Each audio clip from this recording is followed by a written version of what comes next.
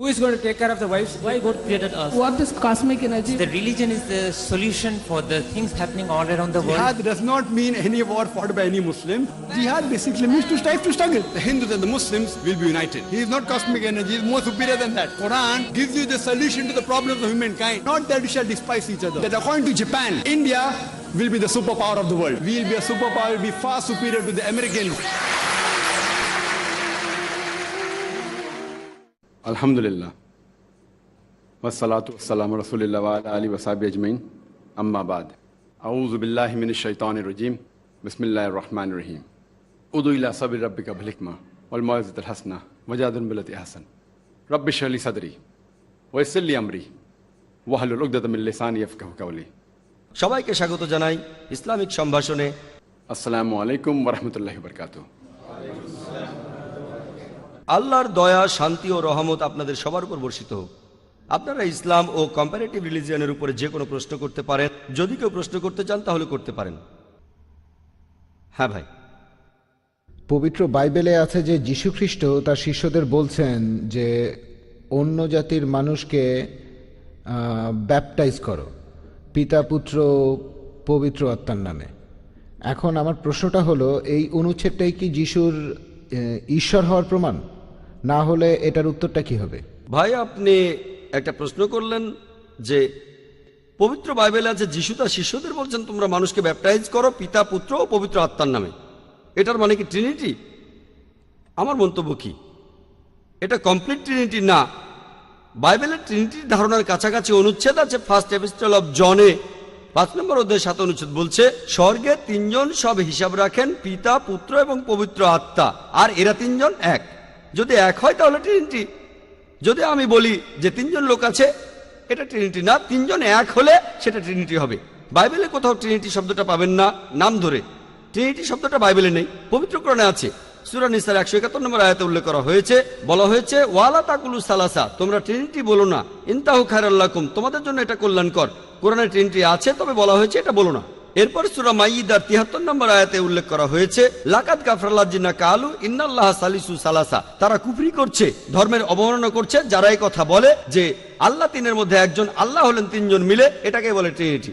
পবিত্র কোরআনে এই ট্রিনিটি শব্দটা আছে মোট 2 বার, তবে বলা আছে এটা নিষিদ্ধ। পবিত্র বাইবেল শব্দটা কোথাও নেই। সবচেয়ে কাছাকাছি ফার্স্ট এপিস্টল অফ জন 5 নম্বর অধ্যায় 7 অনুচ্ছেদ, আপনার বলা অনুচ্ছেদটা না, সেটাতে তিনজনকে এক বলা হয়নি, এটাতে বলা হয়েছে। তবে এই ফার্স্ট এপিস্টল অফ জন 5 নম্বর অধ্যায় 7 অনুচ্ছেদ যেটা বলছে যে স্বর্গে তিনজন হিসাব রাখে, পিতা পুত্র আর পবিত্র আত্মা, আর তিনজন হলো এক, এটা বাইবেলের রিভাইজড স্ট্যান্ডার্ড ভার্সন অনুযায়ী, স্ট্যান্ডার্ড ভার্সন রিভাইজ করেছেন 32 জন খ্রিস্টান বিশেষজ্ঞ যারা খুবই উচ্চপদস্থ, যাদের পেছনে 50টি খ্রিস্টান প্রতিষ্ঠান সমর্থন দিচ্ছে।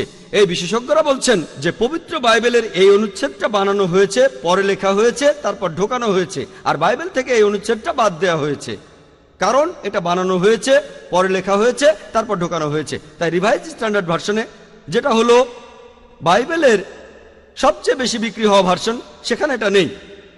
আপনি যেটা বললেন তিনজনের কথা, কিন্তু ট্রিনিটি না।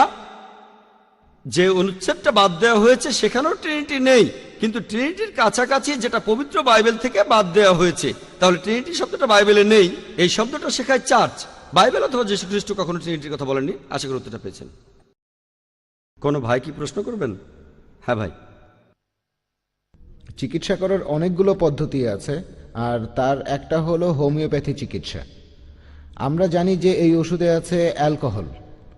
অনেকে বলে যে 90% হোমিওপ্যাথি ওষুধের মধ্যেই অ্যালকোহল থাকে। এ ব্যাপারে কি বিস্তারিত বলবেন? কারণ কিছু অসুখ বিসুখ আছে যেগুলো শুধুমাত্র হোমিওপ্যাথিক ওষুধেই সারে, যেমন অস্টার আর্থ্রাইটিস ইত্যাদি। ভাই প্রশ্ন করলেন যে হোমিওপ্যাথি চিকিৎসায় বেশিরভাগ ওষুধে অ্যালকোহল থাকে, অনেকে বলে 90%, আর বললেন কিছু রোগ যেমন অস্টার আর্থ্রাইটিস একমাত্র চিকিৎসা হোমিওপ্যাথি, যেটার সঙ্গে আমি একমত নই, তবে এতে কোনো সমস্যা নেই।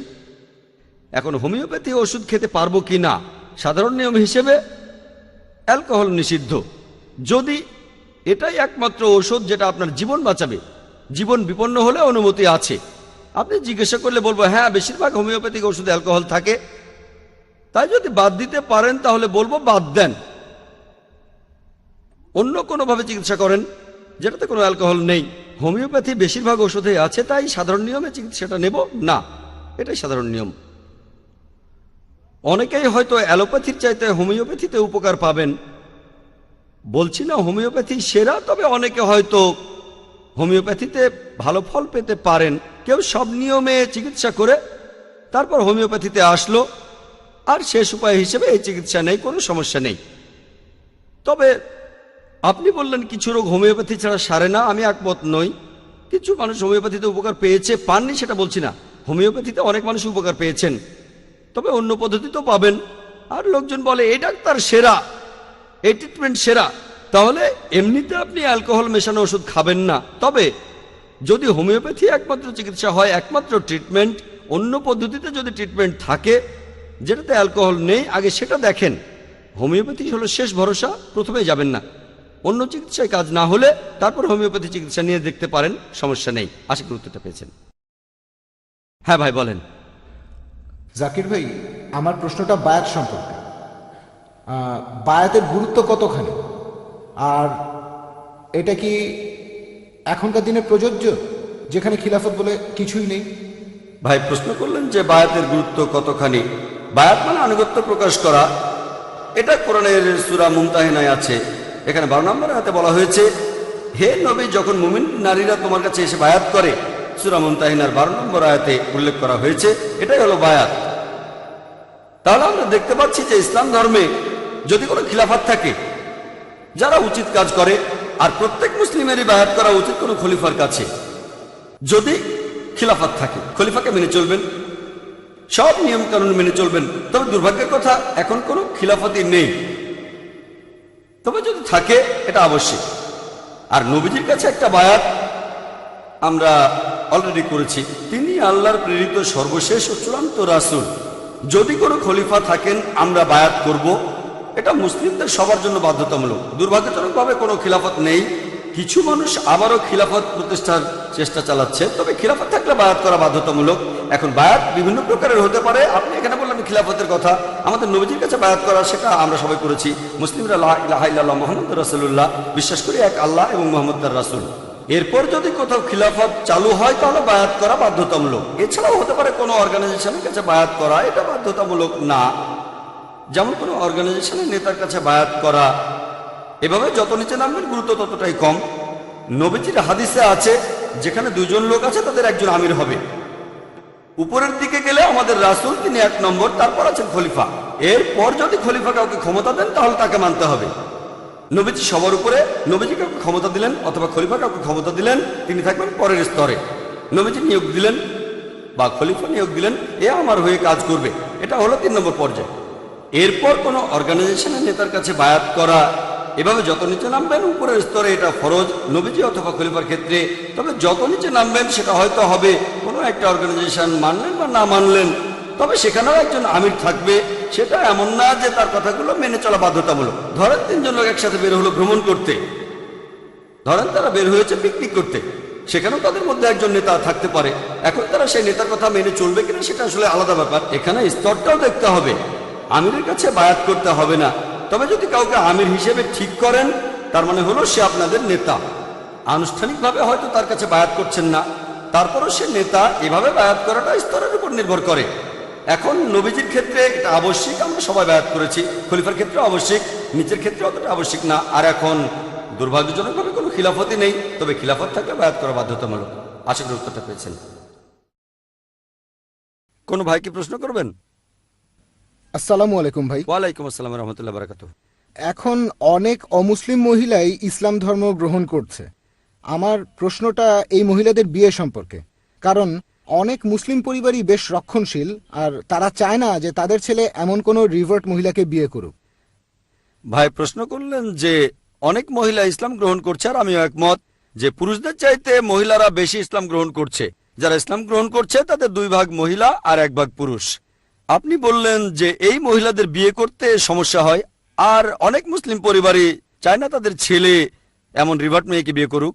যোগ্যপাত্র খুঁজে পাওয়া, রিভার্টদের কথা বাদ দেন, যারা প্রথম থেকে মুসলিম মহিলাদের জন্য যোগ্যপাত্র খুঁজে পাওয়া কঠিন। রিভার্ট তাদের কথা বাদ দিলাম, পরিস্থিতি খুবই খারাপ, বেশিরভাগ মানুষই ভুল পথে চলছে। তাহলে ভালো পাত্র খুঁজে পাওয়া এখন একটা সমস্যা, আর ভালো ছেলে খুঁজে পাওয়া কঠিন। ভালো মেয়ে খুঁজে পাওয়া সহজ, কারণ আল্লাহ তাদের সেভাবে বানিয়েছেন, আর মহিলারা সেজন্য বেশি ইসলাম গ্রহণ করছে। এখন আপনার প্রশ্নটা রিভার্ট কোনো মহিলাকে বিয়ে করার প্রসঙ্গে। এটা বলা উচিত না যে মুসলিম ছেলে রিভার্ট মহিলাকে বিয়ে করবে না। আর অনেক সময় ইসলাম গ্রহণের পেছনে অন্য কারণও থাকে, সব না, কিছু কারণ হয়তো LBW, লাভ বিফোর ওয়েডিং, প্রেম করে বিয়ে করবেন, এক্ষেত্রে আগে ইসলাম ধর্ম গ্রহণ করতে হবে, তাই রিভার্ট হলেন। তবে আলহামদুলিল্লাহ আমি অনেক মহিলাকে দেখেছি যারা মুসলিম হচ্ছেন ইসলামের কারণেই। এখনকার দিনে অনেকে ইসলাম গ্রহণ করছে। যদি কোনো মেয়ে বা ছেলে ইসলামের গুণের কারণে মুসলিম হয়, কারণটা LBW না, লাভ বিফোর ওয়েডিং। আর এমনটা হলে এরা যে ইসলাম ধর্ম পালন করবে তার সম্ভাবনা বেশি, জন্ম থেকে যারা মুসলিম তাদের চেয়ে তো বেশি। এটাই সাধারণত হয়, তবে সবসময় না। মাশাআল্লাহ, জন্ম থেকে মুসলিম এমন অনেকেই আছেন খুবই ধার্মিক। তবে সাধারণত যদি কোনো লোক ইসলাম ধর্মের সৌন্দর্য দেখে মুসলিম হয়, ইসলাম সম্পর্কে জেনে, তাহলে তার ধর্ম পালন করার সম্ভাবনা বেশি, জন্ম থেকে যারা মুসলিম তাদের চাইতে অনেক বেশি। বুঝতে পেরেছেন?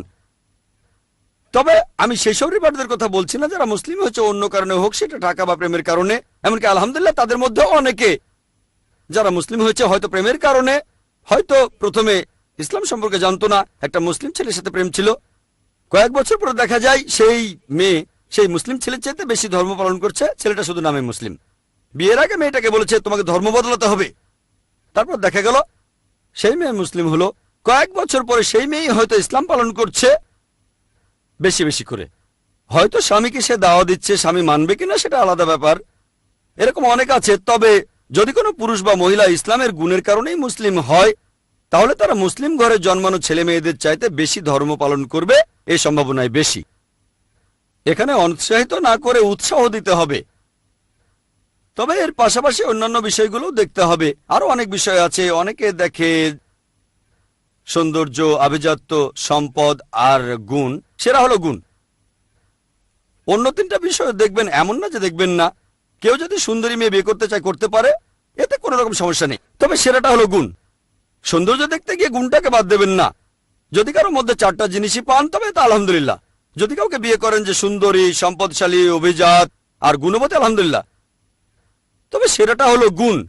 আর নিজের অবস্থানের সাথে সামঞ্জস্য রেখে বিয়ে করবেন, এগুলো সব হাদিসে লেখা আছে। অবশ্য এমন না যে সবই মানতে হবে, কিছু নাও মানতে পারেন। শুধুমাত্র গুণের জন্য অনেক কিছু বাদ দিতে পারেন, এভাবেও বিয়ে করে সুখী হতে পারেন আপনি। তাহলে এখানে বিভিন্ন বিষয় দেখে নিতে হবে। এখানে অনুৎসাহিত করা হচ্ছে না, উৎসাহ দেওয়া হচ্ছে, তবে বিভিন্ন বিষয় দেখে নিতে হবে। এমন না যে কলেজে প্রেম হয়েছে, এক বছর পরে মুসলিম হয়ে বিয়ে করে ফেললেন। এখানে অনেক বিষয় দেখতে হবে। সেই মেয়ে একজন ভালো মুসলিম হতে পারে, এখানে সব দিকে খেয়াল রাখবেন। তাদের অনুৎসাহিত করবেন না, বরং আপনারা উৎসাহ দেবেন। আশা করি উত্তরটা পেয়েছেন।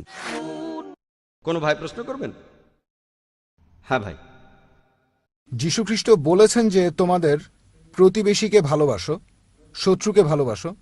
এছাড়াও শ্রী শ্রী রবিশঙ্কর আর অন্যান্য ধর্মীয় গুরুরা মানুষকে ভালোবাসার কথা বলেছেন, আর এভাবে তাদের অনুসারীর সংখ্যাও বাড়ছে। এখন আমাদের নবীজি সাল্লাল্লাহু আলাইহি সাল্লাম তিনি কিভাবে এই ভালোবাসার কথা প্রচার করেছেন? ভাই খুব সুন্দর প্রশ্ন করেছেন। যে যিশু বলেছেন তোমাদের প্রতিবেশীকে ভালোবাসো, শ্রী শ্রী রবিশঙ্কর বলেছেন তোমাদের প্রতিবেশীকে ভালোবাসো, তাদের অনুসারীও বাড়ছে। আমাদের নবীজি সাল্লাল্লাহু আলাইহি সাল্লাম তিনি কিভাবে এই ভালোবাসার কথা বলেছেন? আপনারা দেখবেন যে আমাদের নবীজির কথা বেশিরভাগ লোক মেনে চলে। সংখ্যার দিক থেকে খ্রিস্টানরা অনেক বেশি, তবে ধর্ম পালন করার কথা বললে মুসলিমরা সংখ্যায় অনেক বেশি। মুসলিমরা সংখ্যায় 130 কোটি আর খ্রিস্টানরা প্রায় 200 কোটি। কিন্তু ধর্ম পালন করার দিক থেকে খ্রিস্টানদের তুলনায় অনেক বেশি মুসলিম তাদের ধর্ম পালন করে থাকে। তাহলে ধর্ম পালনের দিক থেকে ইসলাম 1 নম্বর। আপনি প্রশ্ন করলেন যে যীশু খ্রিস্ট বলেছেন প্রতিবেশীকে ভালোবাসো, আমিও একমত।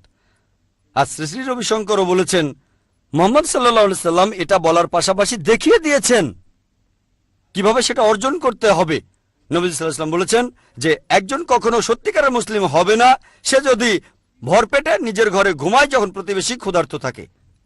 এক সাহাবী বললেন, আমার প্রতিবেশী কারা? নবীজি বললেন, আশেপাশের 40 ঘর তোমার প্রতিবেশী। 40টা ঘর আপনার প্রতিবেশী। তার মানে ভরপেটে ঘুমাতে পারবেন না যদি প্রতিবেশী ক্ষুধার্ত থাকে। এমন অনেক হাদিস প্রতিবেশীর কথা বলছে, ঠিক। আর এর পাশাপাশি সেখানে সুবিচারের কথা বলা হচ্ছে। প্রতিবেশীকে ভালোবাসবেন, শ্রদ্ধা করবেন, হোক সে মুসলিম বা অমুসলিম, একই সাথে ন্যায় বিচারও করতে হবে। কিন্তু মিডিয়া তারা ভুল জিনিস প্রচার করে। ইসলামে যেখানে ন্যায় বিচারের কথা বলা হয়েছে তারা সেটা অন্যভাবে প্রচার করে। তবে আমাদের নবীজি যে বলেছেন তোমাদের প্রতিবেশীকে ভালোবাসো, এ কথাটা প্রচার করে না, যেন এ কথাটা কোথাও বলাই হয়নি। পবিত্র কোরআনে সূরা মাউন ঠিক এখানে আছে, দুর্ভোগ তাদের যারা প্রতিবেশীকে সাহায্য দানে বিরত থাকে। পুরো একটা সূরায় আছে। নবীজি সাল্লাল্লাহু আলাইহি ওয়াসাল্লাম যে শুধু প্রতিবেশীকে ভালোবাসতে বলেছেন তাই নয়, তার পথটাও দেখিয়ে দিয়েছেন। আর আপনারা দেখবেন শ্রী শ্রী রবিশঙ্করের সাথে সেই বিতর্কে তিনি বলেছেন শুধু ভালোবাসার কথা, ঈশ্বর সবাইকে ভালোবাসেন, যেটা আমি পরে পরিষ্কার করে বললাম যে কোরআন ওই কথা বলছে যে আল্লাহ পরম করুণাময় আর পরম দয়ালু। এটা আছে পবিত্র কোরআনে সূরা বুরুজের 14 নম্বর আয়াতে। আমি সেখানে উত্তর দিতে গিয়ে বলেছিলাম যে আমি শ্রী শ্রী রবিশঙ্করকে ভালোবাসি, আর যখন বলেছিলাম যে আপনাকে ভালোবাসি সেজন্য আপনার ভুলগুলো শুধরে দিতে চাই, উনি পরে উত্তর দিতে এসে বললেন লোকজন মুখে বলে মন থেকে বলে না। তার মানে অভিযোগ করলেন যে আমি মুখে বলছি মন থেকে বলছি না, যেটা অন্যায়। এভাবে বলাটা অন্যায়। আমি এটা নিয়ে কিছুই বলিনি, বলেছিলাম তার বইয়ের উদ্দেশ্যটা ভালো, বলিনি যে উদ্দেশ্যটা খারাপ। আমি তার প্রশংসা করেছি। তাহলে মানুষ হিসেবে কার কাজটা বেশি ভালো?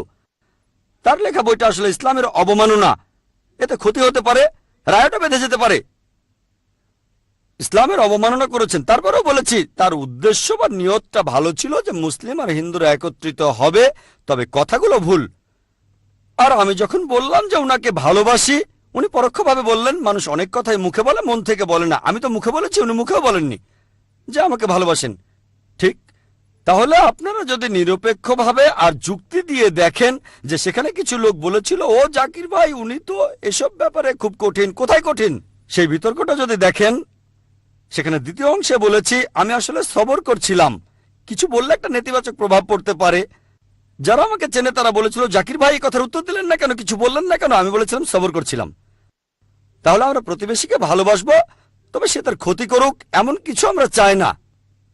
ঠিক কাউকে ভালোবেসে যদি এই কথা বলি, উদাহরণ দিচ্ছি, একজন ধরেন আমার বন্ধু, সে সবসময় ক্লাসে ফার্স্ট হয়, পরীক্ষা দিতে যাওয়ার সময় সামনে কালো বিড়াল পড়ল। সে বলল কালো বিড়াল দেখেছি, এটা অশুভ লক্ষণ, আজকে আমি পরীক্ষা দেব না। আমি তাকে বলবো ভাই কালো বিড়ালে কিছু যায় আসে না, আমার সামনে এমন কালো বিড়াল অনেক পড়েছে, কিছুই হয়নি। না না, তখন কি বলবো তোমাকে ভালোবাসি, তুমি ঠিক, তাকে তো ভালোবাসি সেজন্যই শুধরে দেব। কালো বিড়াল ক্ষতি করে না, তাকে ভালোবাসি বলে এই কথাটা বলে দেবো তাকে আমি। তাই যেহেতু শ্রী শ্রী রবিশঙ্করকে ভালোবাসি, আমি চেয়েছিলাম তিনি যেন পরকালে বেহেশতে যান, সেজন্য শুধরে দিয়েছিলাম। উনি হয়তো সেটা বোঝেননি, যার ঈমান আছে তিনি এটা বুঝবেন। যেহেতু তাকে ভালোবাসি সেজন্য উদাহরণটা দিয়েছিলাম যে যদি কেউ 10 তলা থেকে লাফ দিতে চায়, আমি বারণ করছি কিন্তু সে লাফ দিতে চায়, আমার হয়তো তখন তাকে বকাঝকা করতে হবে, হয়তো সে রেগে যাবে, দরকার হলে থাপ্পড়ও মারবো, যেহেতু তাকে ভালোবাসি। ভালোবাসা শুধু মুখের কথায় হয় না, আমি ওনার সঙ্গে একমত। তবে উনি শুধু মুখেই বলেছেন, এছাড়াও কিছু সমাজ সেবা করেছেন ভালো, সেগুলো ভালো কাজ। ইসলাম বলছে ইহকাল গুরুত্বপূর্ণ, তবে আখিরাতের গুরুত্ব বেশি। আমাদের নবীজি বলেছেন বাস্তবসম্মত ভালোবাসার কথা, তাই যাকাত দেওয়া আমাদের ফরজ, গরিব লোকদের দান করার জন্য। আপনি যদি ইসলাম ধর্মের মূল নীতিগুলো দেখেন, এগুলোই সবচেয়ে মানবিক। মিডিয়া যেটা করে তারা প্রসঙ্গ ছাড়া কিছু জিনিসের উদ্ধৃতি দেয় আর সেটা ভুলভাবে প্রচার করে। ইসলাম ধর্মে যেটা আছে সেটা অন্য কোনো ধর্মে নেই। যেমন ধরেন ধর্মের অবমাননা, ইসলামের নিয়মটা যদি কেউ যুদ্ধ ঘোষণা করে আল্লাহ ও রাসূলের বিরুদ্ধে, সূরা মাইদা 33 নম্বর আয়াতে উল্লেখ করা হয়েছে, যদি কেউ যুদ্ধ ঘোষণা করে আল্লাহর বিরুদ্ধে, তার রাসূলের বিরুদ্ধে, ধ্বংস করে বেড়ায়, হয় তাকে হত্যা করো বা ক্রুশবিদ্ধ করো, অথবা তার হাত পা কেটে ফেলো বা নির্বাসন। 4টা অপশন। হয়তো বলবেন ও সন্ত্রাস, কোথায় সন্ত্রাস? কেন? ধরেন আমি কাউকে জিজ্ঞেস করলাম, ধরেন কেউ আপনার স্ত্রীর বদনাম করলো, মায়ের বদনাম করলো, কুৎসা রটালো, কি করবেন? ও আমি তার নাক ভেঙে ফেলবো, ঘাড় ভেঙে ফেলবো। আমি বলবো কেন? মুসলিমদের জন্য আল্লাহ ও তার রাসূল, তারা আমাদের কাছে এই পৃথিবীর মধ্যে সবচেয়ে বেশি প্রিয়, মা বাবা স্ত্রী এদের চাইতেও। কেউ আপনার মায়ের বদনাম করলে আপনি কি করবেন? রেগে যাবেন, ঠিক ঠিক। কেউ তার নামে কুৎসা রটালে মারতে চাইবেন কেন? আপনার অধিকার। আমাদের ইসলাম ধর্মের নবীজি বলেছেন যদি কেউ আল্লাহ এবং রাসূলকে বেশি ভালো না বাসে, তার মায়ের চাইতে, তার বাবার চাইতে, তার স্ত্রীর চাইতে, তার সন্তানের চাইতে, সে সত্যিকার মুসলিম নয়। যখন কেউ আপনার মায়ের বদনাম করে, তার নামে কুৎসা রটায়, আপনি তখন রেগে গিয়ে তাকে মারবেন, কোর্টে কেস করে দেবেন। ইসলামে আল্লাহ এবং রাসূল তাদেরকে অনেক বেশি ভালোবাসি, মা বাবা স্ত্রী সন্তানের চেয়েও বেশি। হয়তো তারা তাদের নবীকে এতটা ভালোবাসে না, সেটা তাদের সমস্যা। লজিক্যালি দেখলে বুঝবেন ইসলাম সবচাইতে মানবিক ধর্ম। ইসলাম ভালোবাসার কথা বলে। শুধু তাদের ভালোবাসি না যারা চুরি করে, যার চুরি গেছে আমরা তাকেও ভালোবাসি। আমি সেখানে একটা উদাহরণ দিয়েছিলাম, যে চুরি করেছে সে যদি আসলেই গরিব আর ক্ষুধার্ত হয় সেজন্য সরকার দায়ী, কিন্তু বিলাসিতার জন্য চুরি করলে তার শাস্তি হওয়া উচিত। এখানে উত্তর দেওয়াটাও গুরুত্বপূর্ণ। আমরা মুসলিমরা আসলে টেবিলটা উল্টে দিতে জানি না। যদি আমরা যুক্তি আর প্রসঙ্গ দেখিয়ে তাদের অভিযোগের উত্তরটা দিতে পারি, ইনশাল্লাহ সবাই তাহলে বলবে ইসলামই শ্রেষ্ঠ ধর্ম। ইসলাম ভালোবাসার কথা বলে, ভালোবাসা ন্যায়ের কথা বলে, সব মানুষের জন্য, নির্দিষ্ট কোনো গোত্রের জন্য না। আশা করি উত্তরটা পেয়েছেন। হ্যাঁ ভাই। একবার একটা জুতোর মডেলে আরবি আয়াত বিসমিল্লাহির রহমানুর রহিম লেখা হলো, মুসলিমরা সবাই স্ট্রাইক করলো। এসব ঘটনা এখনো ঘটছে, সবাই আমাদের সাথে খেলছে। প্রথম প্রশ্ন। দ্বিতীয়টা হলো, এভাবে স্ট্রাইক করা বা হরতাল ডাকা ইসলামের ব্যাপারে কি বলে? কারণ এখানে অনেকেই ক্ষতিগ্রস্ত হচ্ছে যারা সরাসরি জড়িত নয়। যে দোকানে পাথর মারা হয়েছে তারাও হয়তো সরাসরি এর সাথে জড়িত নয়। ইসলাম ধর্ম এ ব্যাপারে কি বলছে? ভাই আপনি প্রশ্ন করলেন আর এটার উত্তর আমি আগেই দিয়েছি। আমি একটা জেনারেল উত্তর দিয়েছি। সেই উত্তরটার মধ্যে সবকিছুই পড়ে, সালমান রুশদি, তাসলিমা নাসরিন আর আমেরিকা সবকিছু। আমার উত্তরটা ছিল সামগ্রিক। তারপরে ডেনমার্কের ছাপানো সেই কার্টুনগুলো নিয়েও আমি বলেছিলাম। সেখানে বলেছিলাম যে 6 নম্বর ছিল ভায়োলেন্স। এই ভায়োলেন্সের ব্যাপারে তখন আমি বলেছিলাম ফ্ল্যাগ পুড়িয়ে দিলেন, লোকে আপত্তি করতে পারে, তবে এটাকে হারাম বলবে না। অথবা ঢিল মেরে জানালার কাঁচ ভাঙলেন, সেই দেশের এম্বাসির জানালা যেটা অন্যায় করেছে, তবে অন্য কারো দোকানে আগুন ধরানোকে হারাম বলবো। অবশ্য যদি সেই ব্যাপারটার সাথে জড়িত কেউ, একেবারে সরাসরি জড়িত এমন কাউকে ধরতে পারেন, তাহলে ব্যাপারটা আলাদা। আপনি সেই দেশের কোন নাগরিককে কিডন্যাপ করে অত্যাচার করতে পারেন না, এটা হারাম। তাহলে দোকানে পাথর মারা এটা সম্পূর্ণ হারাম। যদি সেই দোকানদার অন্যায় কিছু করে, অন্যায় কিছু করেছে সেজন্য পাথর মারছেন, তাহলে ঠিক আছে, তবে অন্য কাউকে আক্রমণ করা ঠিক না। এখানে যেটা করতে পারে না, আমি আগেও বলেছি, যদি সেই দেশ দায়ী হয়, প্রধানমন্ত্রী এটাকে সমর্থন করে, তার মানে প্রধানমন্ত্রীও জড়িত। প্রধানমন্ত্রী দায়ী, সেজন্য নিরীহ নাগরিককে মারতে পারেন না। খুব বেশি হলে ফ্ল্যাগ পোড়ানো। আমি বলছি না যে এটাও ঠিক, তবে ভায়োলেন্সটা যদি হয় ফ্ল্যাগ পুড়িয়ে দেয়া, এম্বাসিতে পচা ডিম ছুঁড়ে মারা, যদি ভায়োলেন্সটা এরকম হয়, সামান্য খুব একটা আপত্তি করবে না মানুষ। তবে চূড়ান্ত ভায়োলেন্সে নিরীহ মানুষ মারা, অত্যাচার করা, অথবা বাড়িঘর পুড়িয়ে দেয়া, অথবা দোকান পুড়িয়ে দেয়া, এগুলো হারাম ইসলামে। এমন করা আমার মতে সম্পূর্ণ ভুল। হ্যাঁ, আপনি মিডিয়ায় উত্তর দিতে পারেন, শান্তিপূর্ণভাবে প্রতিবাদ করেন, সমস্যা নেই। অর্থনৈতিক, আমি তাদের পণ্য কিনবো না, সেগুলো ব্যবহার করব না, ড্যানিশ পণ্য আমি কিনবো না, ভালো। কোর্টে কেস করেন, তাহলেও সমস্যা নেই। ভায়োলেন্স সামান্য হলে ঠিক আছে, না হলে না। একইভাবে দেখবেন এই ব্যাপারটা ইসলামের বদনাম করলে এগুলো থেকে বেছে নেন, সমস্যা নেই, তবে ভায়োলেন্স না। আশা করি উত্তরটা পেয়েছেন। ওয়াখির দাওয়ানা আলহামদুলিল্লাহি রাব্বিল আলামিন। আলহামদুলিল্লাহ ওয়াসসালাতু ওয়াসসালামু আলা রাসূলিল্লাহ ওয়া আলা আলিহি ওয়া সাহবিহি আজমাইন। আম্মা বাদ। আউযু বিল্লাহি মিনাশ শাইতানির রাজীম। বিসমিল্লাহির রহমানির রহিম। উদু ইলা সাবিলি রাব্বিকা বিল হিকমা ওয়াল মাউযিজাতিল হাসানাহ ওয়াজাদিলহুম বিল্লাতি আহসান। রব্বি ইশরাহ লি সাদরি ওয়া ইয়াসসির লি আমরি ওয়াহলুল উকদাতাম মিন লিসানি ইয়াফকাহু কাওলি। সবাইকে স্বাগত জানাই ইসলামিক সম্ভাষণে। আসসালামু আলাইকুম ওয়া রাহমাতুল্লাহি ওয়া বারাকাতুহু। আল্লাহর দয়া, শান্তি ও রহমত আপনাদের সবার উপর বর্ষিত হোক। আপনারা ইসলাম ও কম্পারেটিভ রিলিজিয়নের উপরে যে কোনো প্রশ্ন করতে পারেন। যদি কেউ প্রশ্ন করতে চান তাহলে করতে পারেন। আসসালামু আলাইকুম। ওয়ালাইকুম আসসালাম রহমতুল্লাহ। স্যার, কোরআন আমাদের বলছে নামাজ পড়ো, আর নবীজি নামাজের নিয়মগুলো বলে গিয়েছেন যে এই নিয়মে নামাজ পড়তে হবে। তো ইসলামে তাবলিগ করার ব্যাপারে কি কিছু বলা আছে কোরআন অথবা হাদিসে? এমন কোনো কথা কি তাবলিগ নিয়ে আছে? ভাই প্রশ্ন করলেন যে পবিত্র কোরআন আমাদের নামাজ পড়তে বলছে, আর হাদিসে আছে নবীজি সাল্লাল্লাহু আলাইহি ওয়াসাল্লাম বলেছেন কিভাবে নামাজ পড়তে হবে। আপনি প্রশ্ন করলেন এমন কোনো কথা কি আছে যেখানে নবীজি বলেছেন তাবলিগ করতে হবে? আপনি কোরআন পড়লে দেখবেন পবিত্র কোরআনে এমন অনেক আয়াত আছে যেখানে ধর্মপ্রচার নিয়ে বলা হয়েছে, এমন অনেক হাদিসও আছে। এগুলো আমাদের গাইডলাইন। ইসলামী শরিয়ায় আপনাকে বুঝতে হবে যে যখন ইবাদত নিয়ে বলা হচ্ছে, যেমন ধরেন নামাজ অথবা ধরেন জাকাত দেয়া, অথবা ধরেন তাওহীদ, যে কথাগুলো কোরআন আর হাদিসে আছে শুধু সেগুলোই মানতে হবে, আর কিছু না। কোরআন আর হাদিসে যা বলা আছে শুধু সেটুকুই মানতে হবে। এগুলো বাদে যেসব কথা কোরআন অথবা সহিহ হাদিসে নেই, আল্লাহ বা নবীজি বলেননি, সেগুলো ভুল। যেগুলো বলা হয়েছে সেগুলো ঠিক। ইবাদত বাদে অন্যান্য ক্ষেত্রগুলোতে কোরআন হাদিসের যে সম্পর্কে বলা হয়েছে এটা হারাম, সেটা বাদে অন্য সব কিছু হালাল। তবে ইবাদতের ক্ষেত্রে ইবাদত করার প্রসঙ্গে যেটা বলা হয়েছে সেটা ফরজ, যেটা বলা হয়নি সেটা নিষিদ্ধ। এটা ইবাদতের ক্ষেত্রে। ইবাদত বাদে অন্যান্য ক্ষেত্রগুলোতে যেমন কি কি খাবেন, কি কি পড়বেন, কিভাবে কথা বলবেন, আর ধর্মপ্রচারে যেটার অনুমতি নেই সেটা হারাম। যেটা বলা হয়েছে ফরজ সেটা ফরজ অথবা মুস্তাহাব, এছাড়া উল্লেখ করা হয়নি কিন্তু অনুমতি আছে। সেটা হয়তো প্রকারভেদে হতে পারে ফরজ, অথবা সেটা হয়তো হতে পারে মুস্তাহাব, উৎসাহিত করা হয়েছে, অথবা সেটা হয়তো হতে পারে মুবাহ, অথবা নয়তো মাকরু। যেটাকে বলা হয়েছে হারাম সেটা হারাম, সেটা নিষিদ্ধ। যেটাকে হারাম বলা হয়নি সেটা হালাল, অনুমতি আছে। এবারে এগুলোর মধ্যে সেটা হতে পারে ফরজ মানে আবশ্যিক, অথবা হতে পারে মুস্তাহাব, উৎসাহিত করা হয়েছে, অথবা হতে পারে মুবাহ অর্থাৎ ঐচ্ছিক, অথবা হতে পারে মাকরু, অনুৎসাহিত করা হয়েছে। বিভিন্ন হাদিসের উপর ভিত্তি করে এখন দাওয়া বা ধর্মপ্রচারের ক্ষেত্রে দেখবেন বেশ কিছু গাইডলাইন দেয়া আছে কোরআনে আর হাদিসে। কোরআন ও হাদিসে বেশ কিছু নির্দেশনা আছে। যেমন ধরেন লেকচারের শুরুতে যে আয়াতটা বলেছিলাম সূরা নাহলের 125 নম্বর আয়াতে আল্লাহ তাআলা আমাদের বলছেন, উদু ইলা সাবিলি রাব্বিকা বিল হিকমা ওয়া মাউযাতিল হাসানাত ওয়াজাদিলহুম বিল্লাতি আহসান। মানুষকে তোমার প্রতিপালকের পথে আহ্বান করো, হিকমত ও সদুপদেশ দ্বারা তাদের সাথে তর্ক করো এবং তাদের যুক্তি দেখাও সবচেয়ে উত্তম আর গ্রহণযোগ্য পন্থায়। এটা হলো দাওয়া বা ধর্মপ্রচার সম্পর্কে পবিত্র কোরআনের একটা গুরুত্বপূর্ণ আয়াত। মানুষ কিভাবে বুঝবে সেটা আলাদা হতে পারে।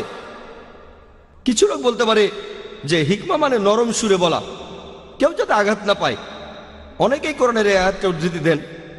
একসময় শেখ দিদাত যখন স্টেজে উঠতেন লোকজন বলতো হিকমার সাথে বলেন, পরোক্ষভাবে লোকজন বলছে কঠিনভাবে বলবেন না।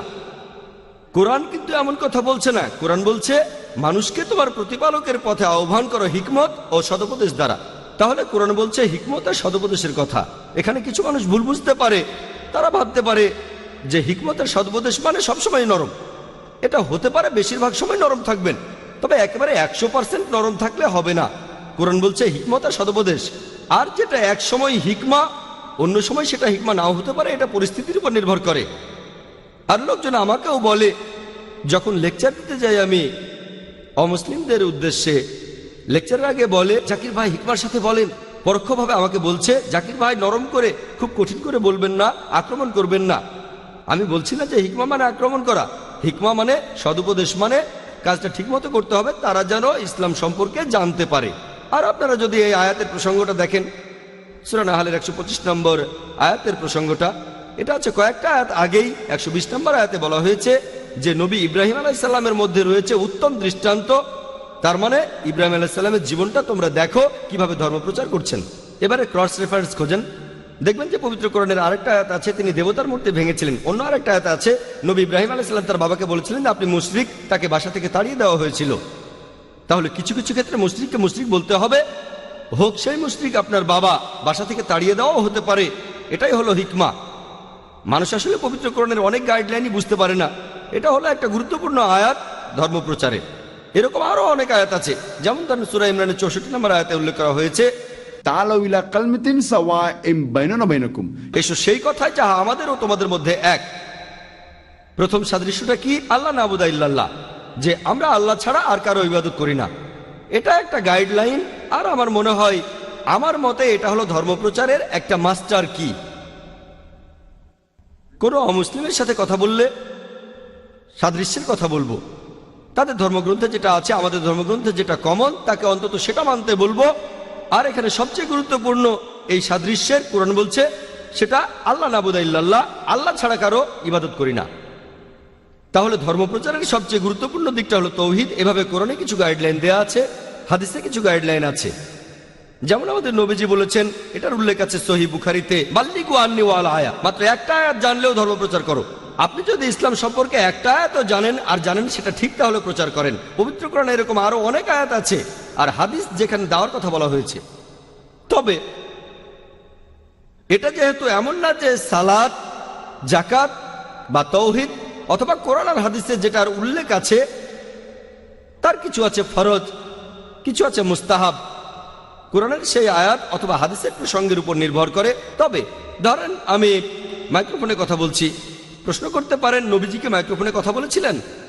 না, নবীজি বলেননি। তাহলে মাইক্রোফোনে কথা বলা কি বিদআত? এটা কি হারাম? আমি বলবো না, এটা ব্যবহার করছি ধর্মপ্রচারের জন্য, আর সেটাই গুরুত্বপূর্ণ। ধর্মপ্রচার করা ইসলামী ফরজ, তবে এই ক্যাটাগরিতে পড়ে না। যেমন সালাত বা জাকাত, ধর্মপ্রচার করা ফরজ, আবশ্যিক, কোনো সন্দেহ নেই। তবে কিভাবে করতে হবে সেটার গাইডলাইন পাবেন কোরআন আর হাদিসে। তবে একটা সহিহ হাদিসও যদি বলে মাইক্রোফোনে কথা বলো না, তাহলে মাইক্রোফোনে কথা বলা হারাম, বুঝলেন? অথবা বলতে পারেন যে মুহাম্মদ সাল্লাল্লাহু আলাইহি ওয়াসাল্লাম কি টিভিতে কথা বলেছেন, স্যাটেলাইট চ্যানেলে কথা বলেছেন? তাহলে স্যাটেলাইট কি হারাম?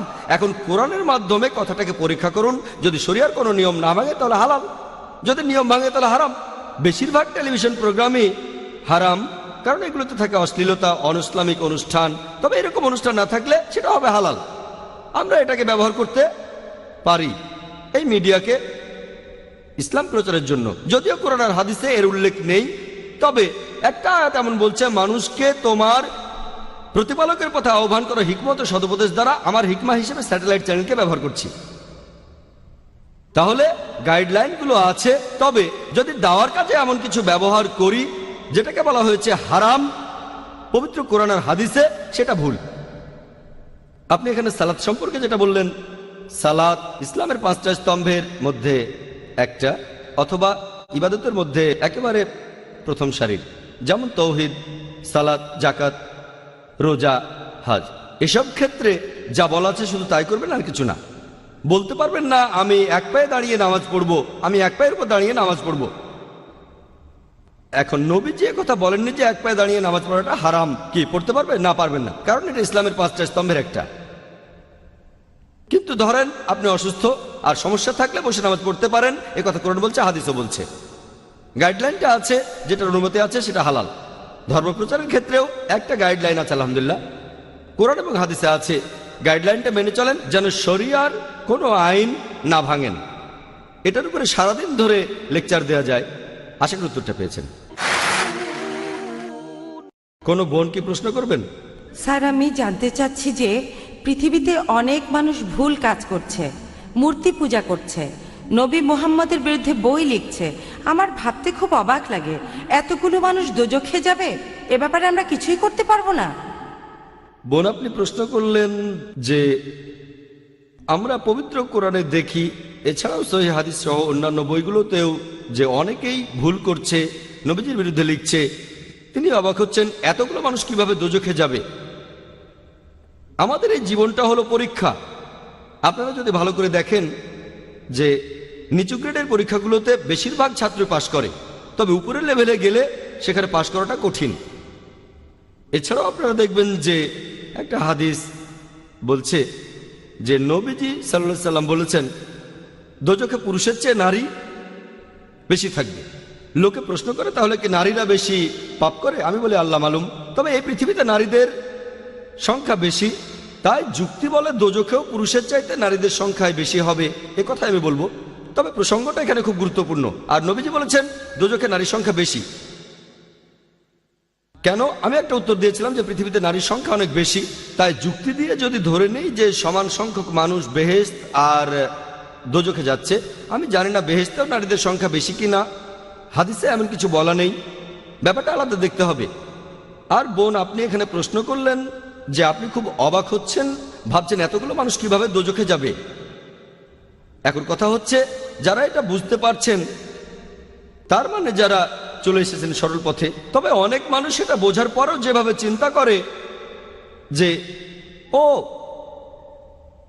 অন্ততপক্ষে আমি বেহেশতে যাব, তার কারণ অন্যান্য মানুষ খুব খারাপ আর আমি অবশ্যই বেহেশতে যাব।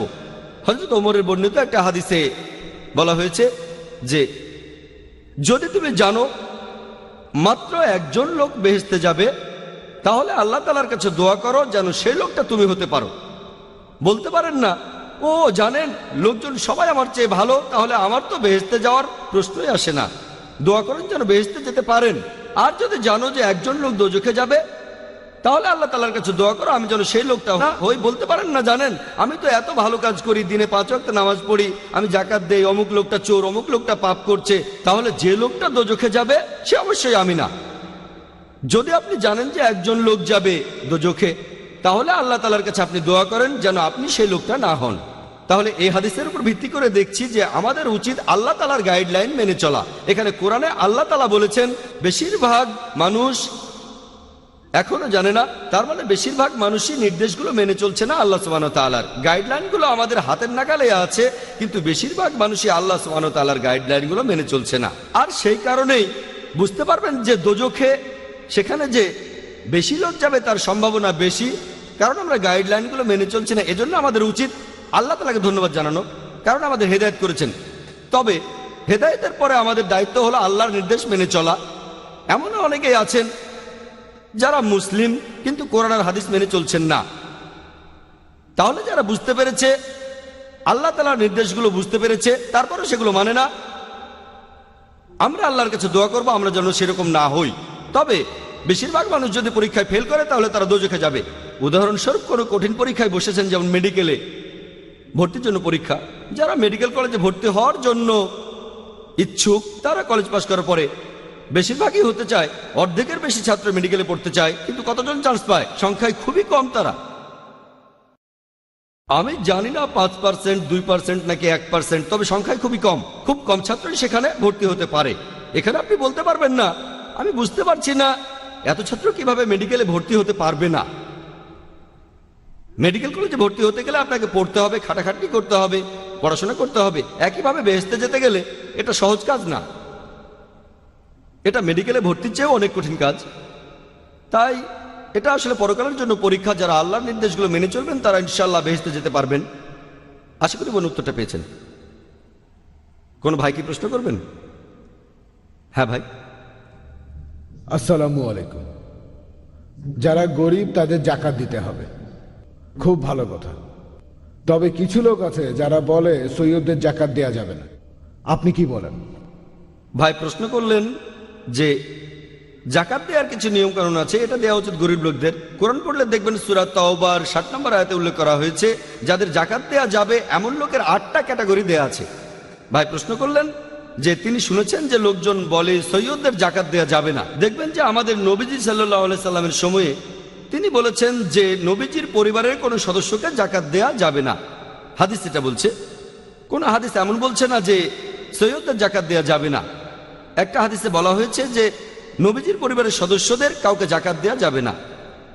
আর এটার কারণও ছিল আমাদের নবীজি চাননি যে লোকজন ভাবুক জাকাত এটা দিয়ে নবীজির পরিবারের লোকদের সাহায্য করা হবে। তাই এ ধরনের কোনো ভুল বোঝাবুঝি যেন না হয়, লোকজন যেন নবীজিকে ভুল না বুঝে, সেজন্যই এটা খুব স্পষ্ট করে বলা হয়েছে। আর আমিও একমত যে নবীজির পরিবারের সদস্যদের জাকাত দেয়া যাবে না। এখন কিছু লোক এমন দাবি করে যে তারা আমাদের নবীজির বংশধর। আমরা সবাই মুহাম্মদ সাল্লাল্লাহু আলাইহি ওয়াসাল্লামের উম্মত, তবে বংশধর মানে একেবারে সরাসরি রক্তের সম্পর্ক। যেমন ধরেন তার মেয়ে, মেয়ের ছেলে, এভাবে রক্তের সম্পর্ক। অনেকে এমনটা দাবি করে। এছাড়াও অনেকে এভাবে মনে করে কারণ আমি যদি সৈয়দ থাকে সে নবীজির বংশধর। কতটা সত্যি আল্লাহ মালুম, আমি জানি না যে সৈয়দ মানে এমনটা হবে। এমন অনেক লোককে চিনি যারা খান থেকে সৈয়দ হয়েছেন। ঠিক অনেক অমুসলিমকে দেখেছি মুসলিম হয়ে নাম রেখেছে সৈয়দ।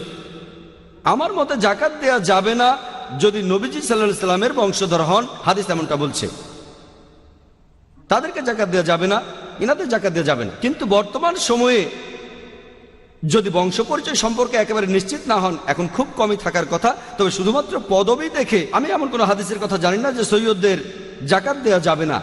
এমন হাদিসের কথা জানি যে নবীজির পরিবারের সদস্যদের জাকাত দেয়া যাবে না। সেই ক্যাটাগরিতে সৈয়দরা পড়ে কিনা আমি জানি না, এটা পরীক্ষা করে দেখতে হবে। তবে যদি আমার মতটা চান, অনেক বিশেষজ্ঞ এমন বলেছেন যে শুধুমাত্র পদবি দেখে যদি বংশ পরিচয় না জানেন, আর বর্তমানে এখনকার যে পরিস্থিতি 1400 বছর পার হয়ে গেছে, যদি আপনি একেবারে নিশ্চিত না হন যে এটা একেবারে পরিষ্কার যে এই কথাটা এটা সহিহ হাদিস, একেবারে নিশ্চিত যে সৈয়দদের জাকাত দেওয়া যাবে না, তা না হলে এই ধরনের ক্ষেত্রে এখন যেটা করা যায়, যদি পদবি দেখেন সৈয়দ আর সম্ভাবনা যদি কম থাকে, আর সম্ভাবনা থাকলেও অনেক সময় পার হয়ে গেছে, অনেক বিশেষজ্ঞরা এখন বলেন শুধুমাত্র পদবি দেখে জাকাত দেওয়া যাবে না, এটা ঠিক না, জাকাত দিতে পারেন। তবে কিছু বিশেষজ্ঞ আবার বলেন যে সৈয়দ মানে নবীজির বংশধর, জাকাত দেওয়া যাবে না। আমি প্রথম দলের সঙ্গে একমত। 1 নম্বর পয়েন্ট, অনেকগুলো জেনারেশন চলে গেছে, তাই এটার গুরুত্ব কম। সহিহ হাদিস হলে তো মানতেই হবে, তবে এটার কারণে কোনো সমস্যা হবে না। আর আসল ব্যাপারটা হলো শুধু পদবি দেখেই বললাম যে নবীজির বংশধর, এটাও প্রশ্নের ব্যাপার। কতটা যাচাই করতে পারেন, কত কাছাকাছি যেতে পারেন। তাহলে আপনার জায়গায় আমি থাকলে তখন কি করতাম?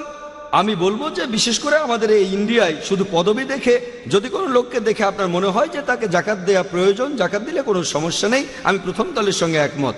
আশা করি উত্তরটা পেয়েছেন। কোনো ভাই কি প্রশ্ন করবেন? হ্যাঁ ভাই। ইব্রাহিম আলাইহিস সালাম বলেছিলেন এ হলো আমার বোন, স্ত্রী না। আমাদের কি এমনটা বলার অনুমতি আছে? ভাই আপনি প্রশ্ন করলেন যে ইব্রাহিম আলাইহিস সালাম বলেছিলেন এ হলো আমার বোন, আমার স্ত্রী না, এর অনুমতি আছে কিনা। আল্লাহ তাআলা বলেছেন সত্যি কথা বলো, তবে জীবন হুমকির মুখে থাকলে কোরআন বলছে আপনি শিরক করতে পারেন, তবে মনে ঈমান থাকতে হবে। 1 নম্বর পয়েন্ট, যে ধরেন কেউ এসে আপনার মাথায় পিস্তল ধরলো, তারপর বলল আপনি কি মুসলিম না হিন্দু? আপনি বললেন হিন্দু। আপনি কি মূর্তি পূজা করেন? তখন বললেন হ্যাঁ। আল্লাহ অনুমতি দিয়েছেন সেই ধরনের ক্ষেত্রে যখন জীবন হুমকির মুখে এমনটা বলতে পারেন, তবে আপনার মনে ঈমান থাকতে হবে। তবে যখন বিপদ কেটে যাবে, এটা আবশ্যকও নয়। আপনি বলতে পারেন যে না আমি মুসলিম, তারপর মারা গেলেন, এটার অনুমতি আছে। তবে এই অনুমতিটাও আছে জীবনের উপর হুমকি থাকলে মিথ্যে কথা বলতে পারেন সেই পরিস্থিতিতে জীবন বাঁচানোর জন্য, তবে আপনার মনে ঈমান থাকবে। শরীয়তের 1 নম্বর পয়েন্ট। এখন ইব্রাহিম আলাইহিস সালামের প্রসঙ্গটা নিয়ে বলি। তিনি বলেছিলেন যে আমার বোন, এরকম কিছু ব্যাপার যদি ভালো করে দেখেন, কিছু হাদিস আছে যে একবার কিছু লোক প্রশ্ন করেছিল এক সাহাবীকে। সাহাবীগণ মাশাআল্লাহ সত্যবাদী ছিলেন। তারা এমন কিছু বলেন যে উত্তরটা সঠিক, কিন্তু হয়তো তারা পুরোপুরি সত্যটা বলেননি। যেমন ধরেন একবার শত্রুপক্ষের কিছু লোক এক সাহাবীকে খুঁজে বেড়াচ্ছিল, তাদের মধ্যে একজনও এই সাহাবীকে চিনত না। আমি সেই সাহাবীর নামটা ভুলে গেছি। তাকে প্রশ্ন করলো এই লোকটাকে দেখেছো?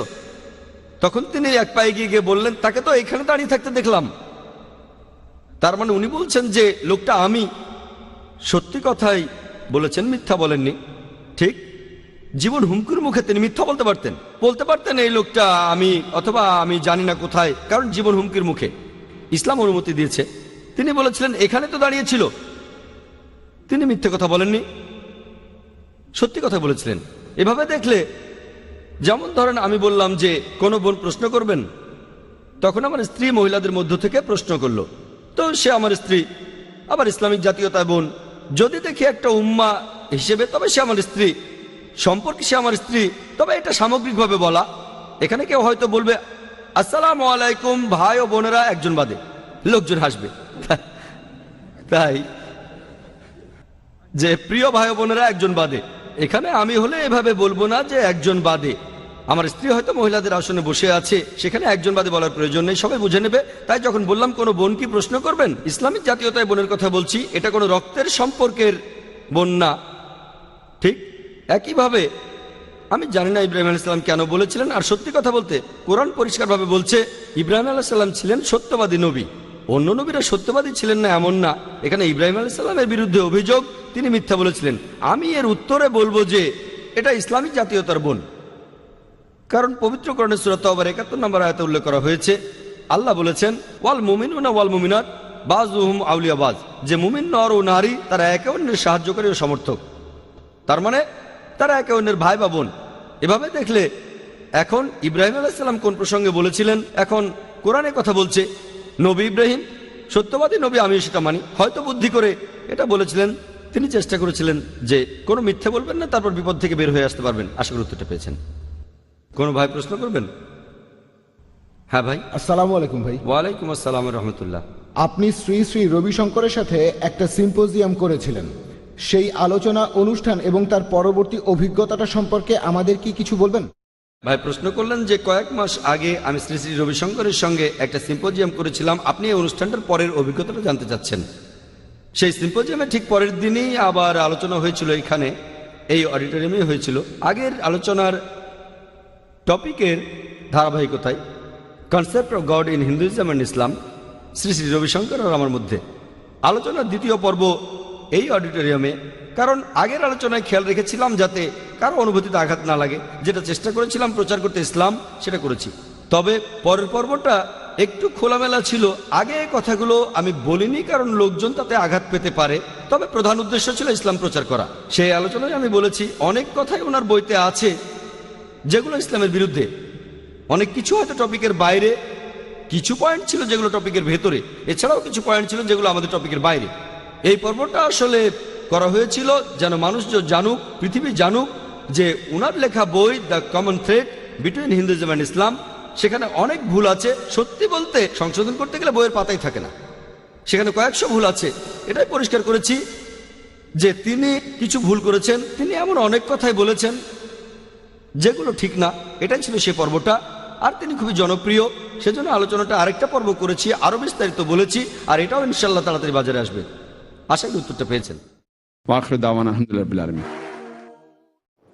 আলহামদুলিল্লাহ ওয়াসসালাতু ওয়াসসালাম আলা রাসূলিল্লাহ ওয়া আলা আলিহি ওয়া সাহবিহি আজমাইন, আম্মা বাদ।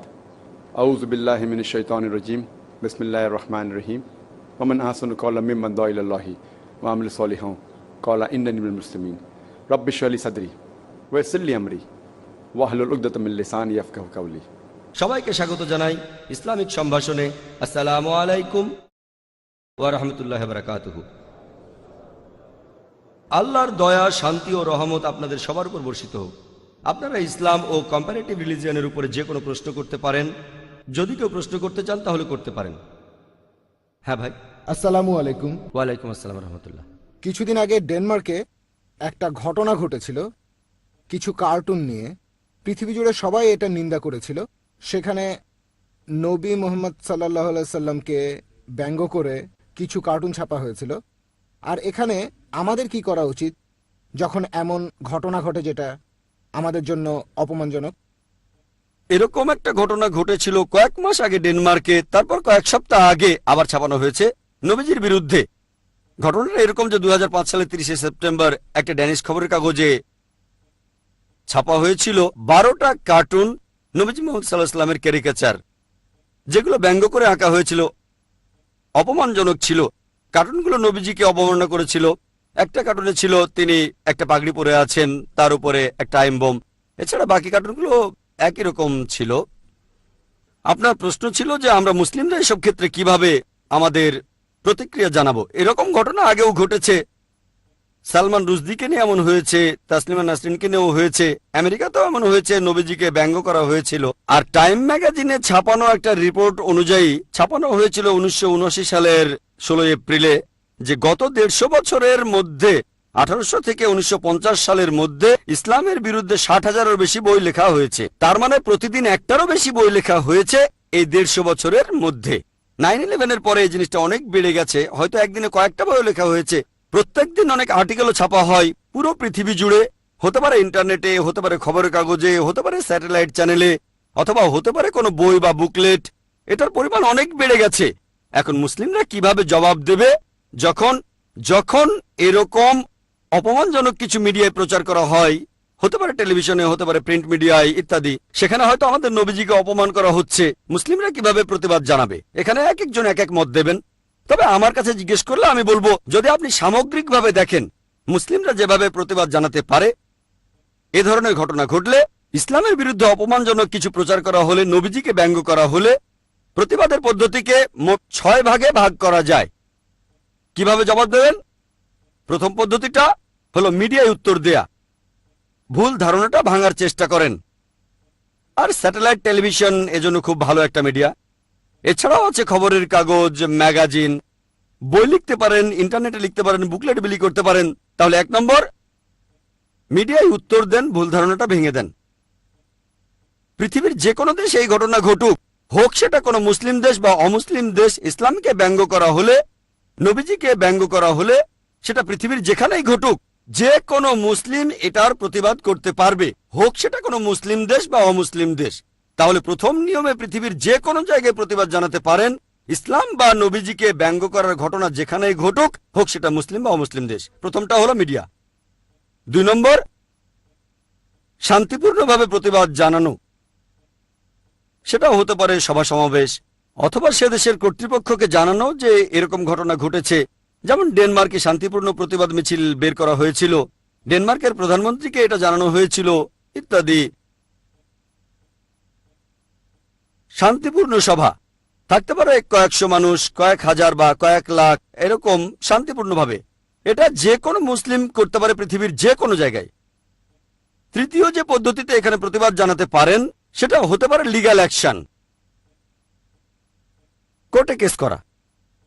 যদি আপনি অভিযুক্তকে এভাবে কোর্টে হাজির করতে পারেন, কেস করেন, এভাবেও আপনি সেখানে প্রতিবাদ জানাতে পারেন। যেমন ধরেন আমেরিকাতে একটা অর্গানাইজেশন আছে নাম কেয়ার, CIR। এটা ভালো মুসলিম অর্গানাইজেশন, ইসলামের প্রচার চালায়। এখানে একটা উদাহরণ দেই, হয়তো আপনারা নাইক কোম্পানির নাম শুনেছেন, অনেকে বলে নাইকি, NIKE। এই কোম্পানি খেলাধুলার সামগ্রী বানায়, টি-শার্ট, জুতা ইত্যাদি। তারা একবার একটা জুতা বানালো যার পেছনে আরবির মতো কিছু লেখা, মনে হতে পারে আল্লাহ। জুতার পেছনের দিকে যদি পেছন থেকে দেখেন মনে হবে আল্লাহ লেখা, লেখাটা জুতার পেছনে, আর এটা অপমানজনক। তখন কি হলো, কেয়ার একটা কেস করে দিল। কেসটা কোর্টে যাওয়ার আগেই জুতার কোম্পানি মধ্যস্থতা করেছিল, তারা $17 মিলিয়ন জরিমানা দিয়েছিল। এরকমই হবে বোধহয় $17 মিলিয়ন। কেয়ার সেই টাকা দিয়ে সেখানকার মুসলিমদের জন্য অনেক কাজ করেছিল, তারা মুসলিমদের জন্য পার্ক বানিয়েছিল, স্কুল বানিয়েছিল। এরকমই এই কেয়ার কোম্পানি একটা মুসলিম অর্গানাইজেশন কেস করলো। তবে কেসটা কোর্টে যায়নি, কারণ তাহলে আরো জরিমানা হতো, বাইরে মধ্যস্থতা হয়েছিল। সে যাই হোক, হতে পারে তারা কোর্টের আদেশে জরিমানা দিল বা মধ্যস্থতা হলো। জরিমানা দিয়েছিল $17 মিলিয়ন। মাশাল্লাহ, টাকার পরিমাণ অনেক, অনেক টাকা, 80 কোটি রুপিরও বেশি। চিন্তা করতে পারেন, $17 মিলিয়ন। জুতোগুলো সরিয়ে ফেললো, নাইকি কোম্পানি জুতোগুলো সরিয়ে ফেললো, নতুন আর বানালো না। এরকম লিগ্যাল অ্যাকশন। তাহলে এরকম কোনো ঘটনা ঘটলে কোর্টে গিয়ে কেস করতে পারেন। তবে কিছু দেশে কাজ হবে না, যেমন ইন্ডিয়ায় কেস করে ফল পাওয়ার সম্ভাবনা খুবই কম। অবস্থা এরকম যে কেস চলবে 10 বছর বা 20 বছর, তাহলে দেশটাকেও দেখতে হবে। আমেরিকায় আইন খুবই কড়া, নিয়ম কানুন আছে, ফলও পেতে পারেন। এটা পরিস্থিতি বলে দেবে। প্রথম আর দ্বিতীয় পদ্ধতিটা পৃথিবীর যে কোনো জায়গায় করা যায়। মিডিয়ায় উত্তর দেয়া, ভুল ধারণা ভেঙে দেয়া, চিঠি লেখা, বই ছাপানো যে আমাদের নবীজি সাল্লাল্লাহু আলাইহি ওয়াসাল্লাম আসলে কেমন ছিলেন। 2 নম্বর শান্তিপূর্ণ প্রতিবাদ। 3 নম্বর লিগ্যাল অ্যাকশন, কোর্টে কেস করা। সেই দেশে কেস করে যদি লাভ হয়, লাভ না হলেও অন্তত চেষ্টা করে দেখতে পারেন। এভাবে মানুষকে সচেতন করার চেষ্টা করেন। 4 নম্বর পদ্ধতিটা অর্থনৈতিকভাবে চাপ দেয়া অথবা ব্যবসায়িক চাপ। এটা হয়তো সব দেশে প্রয়োগ করা যাবে না, তবে এটা করতে পারেন যে সেই দেশের পণ্য সামগ্রী যেগুলো বয়কট করা যেতে পারে, যদি সে দেশে ঘটনা ঘটে, অথবা ধরেন সে দেশের প্রধানমন্ত্রী এটা নিন্দা করছে না, সমর্থন করছে, তার মানে তিনিও এটার একটা অংশ, তাহলে বয়কট করেন। যেমন আপনারা হয়তো জানেন, উপসাগরীয় যুদ্ধের সময় মধ্যপ্রাচ্যের অনেক দেশে আমেরিকান পণ্য সামগ্রী বয়কট করা হয়েছিল। সে সময় আমেরিকার অর্থনৈতিক অনেক ক্ষতি হয়েছিল। এটা হলো অর্থনৈতিক চাপ দেয়া বা পণ্য বয়কট করা। এটাতে কেউ আপত্তি জানাবে না, তবে এটাও পরিস্থিতির উপর নির্ভর করে। ধরেন এখন বললাম আমরা আমেরিকার পণ্য বয়কট করব, কিন্তু আমরা সংখ্যায় কম, কোনো লাভ হবে না। যদি এটা ফলপ্রসূ হয়, অর্থনীতিতে প্রভাব ফেলে, করেন। এটা হলো 4র্থ পদ্ধতি। 5ম হতে পারে রাজনৈতিক চাপ দেয়া। রাজনৈতিক চাপ মানে সমস্ত মুসলিম দেশগুলো তারা একসাথে হয়ে তখন সেই দেশের প্রধানকে তারা জানাবে যে এটা বন্ধ করতে হবে, না হলে আমাদের দেশ থেকে আপনাদের এম্বাসি তুলে দেব, রাষ্ট্রদূতদের ফিরিয়ে নেব ইত্যাদি। তাহলে এটা হলো 5 নম্বর পদ্ধতি, রাজনৈতিক চাপ সরাসরি। প্রধানমন্ত্রীরা আলোচনা করবেন, প্রেসিডেন্টরা আলোচনা করবেন, রাজনৈতিক আলোচনা যে এই কাজ বন্ধ করতে হবে, ক্ষমা চাইতে হবে, তা না হলে রাজনৈতিকভাবে বয়কট করা হবে। সর্বশেষ 6 নম্বর পদ্ধতি, প্রতিবাদ করা বা এমন কিছু আঘাত করে। যেমন ধরেন লোকজন এমন করলো যে আগুন ধরিয়ে দিল, এম্বাসিতে পাথর মারলো, কেউ হয়তো এমন কাজ করলো যে একটা বোমা ফাটিয়ে দিল, এমন হচ্ছে। প্রথম 5টা পদ্ধতিতে কোনো সমস্যা নেই, কেউ আপত্তি জানাবে না। মানুষ এভাবে প্রতিবাদ জানাচ্ছে, আপত্তি জানাবে কেন? এটা বাক স্বাধীনতা। তাহলে আমাদেরও উত্তর দেওয়ার স্বাধীনতা আছে। সে যদি আপনার শত্রুও হয়, ধরেন কেউ নবীজির বিরুদ্ধে বই লিখেছে, আপনি মিডিয়ায় প্রতিবাদ জানালেন, সে আপত্তি জানাবে না। এই 6 নম্বর পদ্ধতিতে যদি বিক্ষোভ প্রদর্শন করেন, এটা যদি খুব মারাত্মক না হয় কিছু মনে করবে না, যদি সেটা ক্ষতিকর কিছু না হয়। যেমন ফ্ল্যাগ পুড়িয়ে দিলাম, কাজ হতে পারে নাও হতে পারে, তবে আপত্তি করবে না। 6 নম্বর পদ্ধতিতে বিক্ষোভ প্রদর্শন, এমন হলে সমস্যা নেই। তবে যদি এমন হয় সেই দেশের কাউকে ধরলেন, তাকে আটক করে রাখলেন, তারপর অত্যাচার করলেন অথবা মেরে ফেললেন, ইসলাম এটা নিষিদ্ধ। একজন আমেরিকানকে কিডন্যাপ করলাম, এবার তাকে মেরে ফেলবো অথবা আমি একটা বোমা ফাটাবো, ইসলাম এটা নিষিদ্ধ। প্রথম 5টা পদ্ধতির কথা যদি বলেন, মুসলিমরা আপত্তি করবে না, অমুসলিমরা আপত্তি করবে না। 6 নম্বরটা শক্তি প্রয়োগ করা, ফ্ল্যাগ পুড়িয়ে দেয়া, কুশপুত্তলিকা পোড়ানো, বেশিরভাগ মানুষ আপত্তি করবে না, ইসলামও এটাকে পুরোপুরি হারাম বলবে না। তবে 6 নম্বর পদ্ধতিটা যদি মারাত্মক হয়ে যায়, যে নিরীহ কাউকে ধরলেন আর মেরে ফেললেন, আল্লাহ পবিত্র কোরআনে সূরা মাইদার 32 নম্বর আয়াতে বলেছেন, যদি কেউ কোনো মানুষকে হত্যা করে, যদি সেটা খুনের অপরাধ বা বিশৃঙ্খলা করার অপরাধ না হয়, তাহলে সে যেন পুরো মানুষ জাতিকে হত্যা করলো। যদি কোনো মানুষকে মেরে ফেলেন, হোক মুসলিম বা অমুসলিম, যদি সেটা খুন বা বিশৃঙ্খলা করার অপরাধে না হয়, তাহলে আপনি পুরো মানুষ জাতিকেই হত্যা করলেন। আর যদি কাউকে বাঁচান, তাহলে পুরো মানুষ জাতিকে বাঁচালেন। যদি সত্যিকারের দায়ী লোকদের ধরতে পারেন, তাহলে সেটা আলাদা কথা। কিন্তু কোনো দেশের নিরীহ কোনো লোককে ধরলেন, ইসলাম এটা সম্পূর্ণ নিষিদ্ধ। যদি আপনি আসল অপরাধীকে ধরতে পারেন, যদি সেটা ইসলামী দেশে হয়, তাহলে তাকে ইসলামী শরিয়া অনুযায়ী শাস্তি দেন, আমার আপত্তি থাকবে না।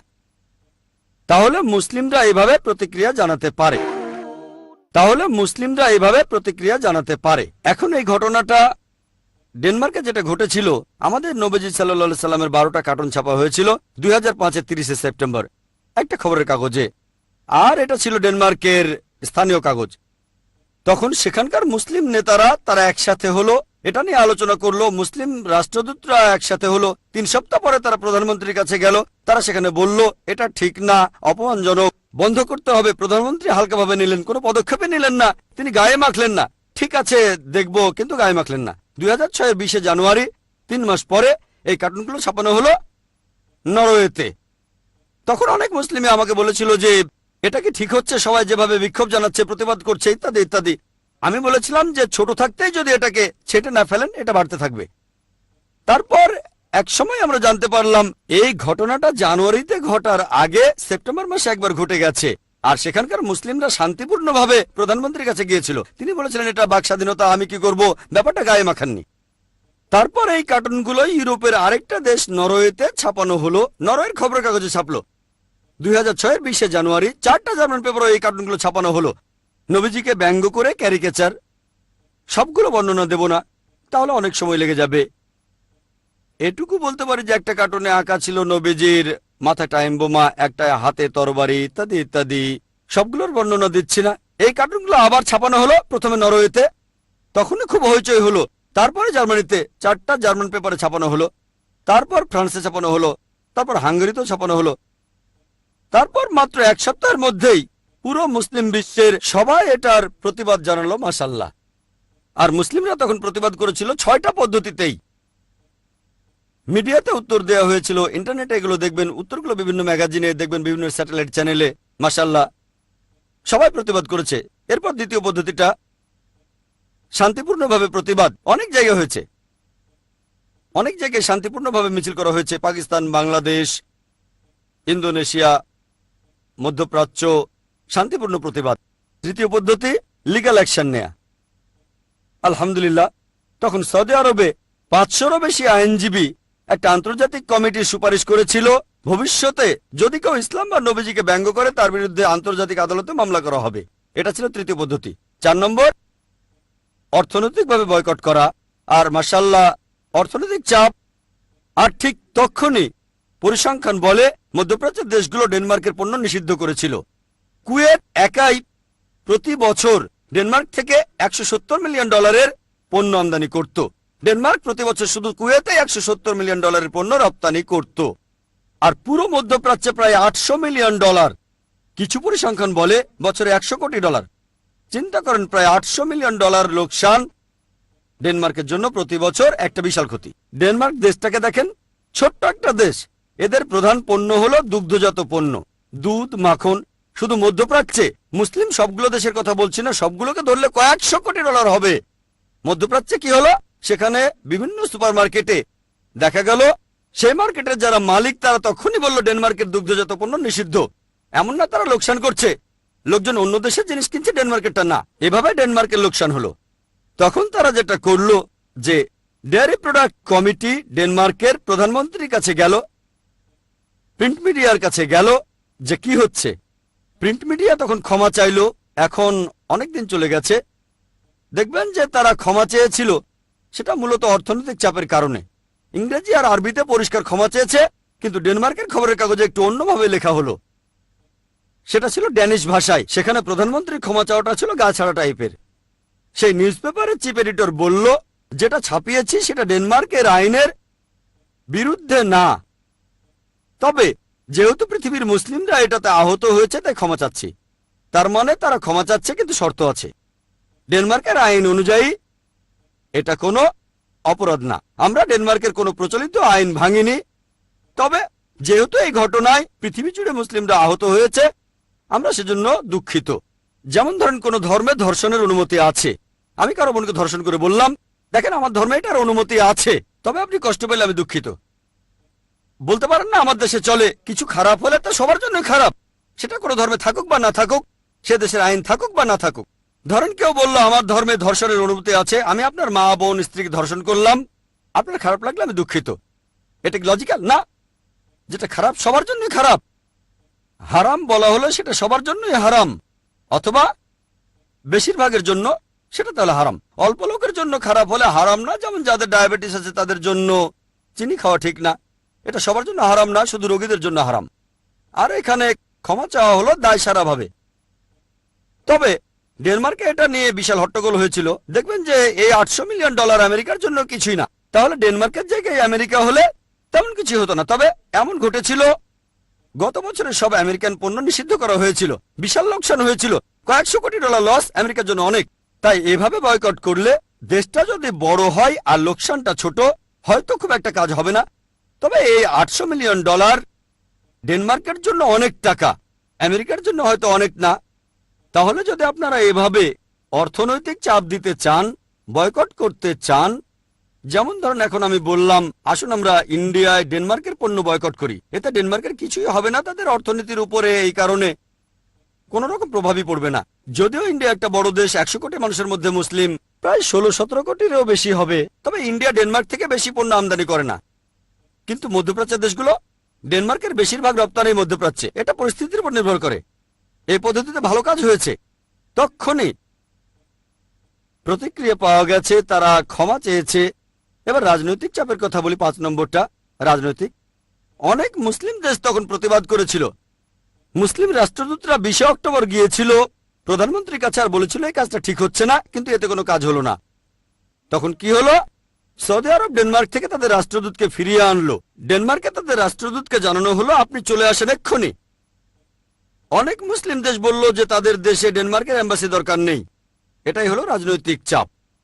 এখন তারা ক্ষমা চাচ্ছে, বলছে দুঃখিত। আলহামদুলিল্লাহ সুম্মা আলহামদুলিল্লাহ, পুরো পৃথিবী জুড়ে বিভিন্ন জায়গায় মুসলিমরা সবাই মিলে প্রতিবাদ করেছিল। শেষ পদ্ধতিটা হচ্ছে ভায়োলেন্স। এটা বিভিন্ন দেশে হয়েছে, যেমন ইন্দোনেশিয়া, তারা ডেনমার্কের এম্বাসিতে চড়াও হয়েছিল, সেখানে ভাঙচুরও করেছিল, পচা ডিম আর টমেটো ছুঁড়ে মেরেছিল। ইরাকে ডেনমার্কের ফ্ল্যাগ পায়ের নিচে ফেলে পাড়ানো হয়েছিল, পুড়িয়েও ফেলেছিল। এ পর্যন্ত ভালো, ঠিক আছে। তবে কিছু জায়গায় যেমন প্যালেস্টাইনে এক জার্মান নাগরিককে ড্যানিশ ভেবে তারা কিডন্যাপ করেছিল, মৃত্যুর হুমকিও দিয়েছিল। পরে লোকটার পরিচয় জানতে পেরে প্যালেস্টাইন পুলিশের হাতে তুলে দিয়েছিল। এছাড়াও লন্ডনে তখন ব্যানার লাগানো হয়েছিল যে এটা যদি বন্ধ না করেন লন্ডনে আবার 7/7 মতো ঘটনা ঘটবে, তার মানে আবার আত্মঘাতী বোমা হামলা হবে। আর আমি বলবো ইসলামে এসব কাজের কোনো অনুমতি নেই। এটা হলো 6 নম্বর পদ্ধতি। অন্য 5টা পদ্ধতি আলহামদুলিল্লাহ, তবে শেষেরটা ফ্ল্যাগ পুড়িয়ে দেওয়া, কেউ বলবে হ্যাঁ, কেউ বলবেন না, পুরোপুরি হারাম বলতে পারবে না, তবে নিরীহ মানুষ মারা হারাম ইসলামে। এখানে দেখবেন অন্তত একটা জিনিস ভালো হয়েছে যে আমেরিকায় এটা ছাপানো হয়নি। ইংল্যান্ডের সরকার সে সময় ডেনমার্কের বিরুদ্ধে কথা বলেছে, অন্যান্য সব ইউরোপিয়ান দেশ বেশিরভাগই ডেনমার্ককে সমর্থন করেছে যে এটা বাক স্বাধীনতা। কিন্তু জ্যাক স্ট্র ফরেন মিনিস্টার ইংল্যান্ডের বলেছিলেন বাক স্বাধীনতা থাকবে, তার মানে এই না কোনো ধর্মকে আক্রমণ করবেন অথবা নিন্দা করবেন। আমেরিকাও একই কাজ করেছে, আমেরিকা নিন্দা করেছে। কারণ এমনও হতে পারে অতীতে আমেরিকা আর ইংল্যান্ডে যেসব ঘটনা ঘটেছিল তারা আগের চেয়ে বুদ্ধিমান হয়েছে, আমি আগের কাজগুলো সমর্থন করছি না, তবে তারা বুঝেছে এইসব ক্যারিকাচারের কারণে কোটি কোটি ডলার লোকসান হচ্ছে। বিবিসিও নিন্দা করেছে। এইসব লোকজন বিশেষ করে আমেরিকায় আর ইংল্যান্ডে, তারা ডেনমার্কের এই কাজটা প্রতিবাদ করেছিল, তারা মুসলিমদের পক্ষে বলেছিল। কিন্তু অন্য ইউরোপিয়ান দেশগুলো, জার্মানি, ইটালি, তারা বলল এটা বাক স্বাধীনতা, এতে সমস্যা কোথায়? কার্টুনটা ফ্রান্সে ছাপা হয়েছিল, ফ্রান্সের সেই খবরের কাগজের চিফ এডিটরকে চাকরি থেকে বরখাস্ত করা হয়েছিল ফ্রান্সের ভূমিকাটা ছিল নিরপেক্ষ। জর্ডানও কার্টুনটা ছাপা হয়েছিল, এক মুসলিম লোক, তার মতে সে মুসলিমদের এটা জানাতে চেয়েছিল, সেও বরখাস্ত হয়েছিল। এখানে আমরা এভাবে প্রতিবাদ করব যাতে ইসলাম সম্পর্কে ভুল ধারণাগুলো ভাঙতে পারি। এখন যদি আমরা ভায়োলেন্সের পথে এগিয়ে যাই, নিরীহ মানুষ মারি, তাহলে ইসলাম ধর্মেরই বদনাম হবে। তাহলে আপনি যদি সব দিক বিবেচনা করে এভাবে উত্তর দেন, ইনশাল্লাহ ইনশাল্লাহ আল্লাহ পাশে থাকবেন, আর আমরাও তাহলে ভুল ধারণাগুলো ভেঙে দিতে পারবো আর ইসলামের প্রচার করতে পারবো। আশা করি উত্তরটা পেয়েছেন। হ্যাঁ ভাই।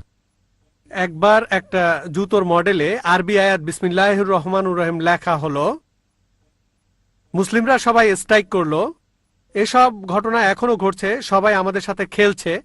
প্রথম প্রশ্ন। দ্বিতীয়টা হলো, এভাবে স্ট্রাইক করা বা হরতাল ডাকা ইসলামের ব্যাপারে কি বলে? কারণ এখানে অনেকেই ক্ষতিগ্রস্ত হচ্ছে যারা সরাসরি জড়িত নয়। যে দোকানে পাথর মারা হয়েছে তারাও হয়তো সরাসরি এর সাথে জড়িত নয়। ইসলাম ধর্ম এ ব্যাপারে কি বলছে? ভাই, আপনি প্রশ্ন করলেন আর এটার উত্তর আমি আগেই দিয়েছি। আমি একটা জেনারেল উত্তর দিয়েছি, সেই উত্তরটার মধ্যে সবকিছুই পড়ে, সালমান রুশদি, তাসলিমা নাসরিন আর আমেরিকা, সবকিছু। আমার উত্তরটা ছিল সামগ্রিক। তারপরে ডেনমার্কের ছাপানো সেই কার্টুনগুলো নিয়েও আমি বলেছিলাম। সেখানে বলেছিলাম যে 6 নম্বর ছিল ভায়োলেন্স। এই ভায়োলেন্সের ব্যাপারে তখন আমি বলেছিলাম, ফ্ল্যাগ পুড়িয়ে দিলেন, লোকে আপত্তি করতে পারে, তবে এটাকে হারাম বলবে না। অথবা ঢিল মেরে জানালার কাজ ভাঙলেন, সেই দেশের এম্বাসির জানালা, যেটা অন্যায় করেছে, তবে অন্য কারো দোকানে আগুন ধরানোকে হারাম বলবো। অবশ্য যদি সেই ব্যাপারটার সাথে জড়িত কেউ, একেবারে সরাসরি জড়িত এমন কাউকে ধরতে পারেন, তাহলে ব্যাপারটা আলাদা।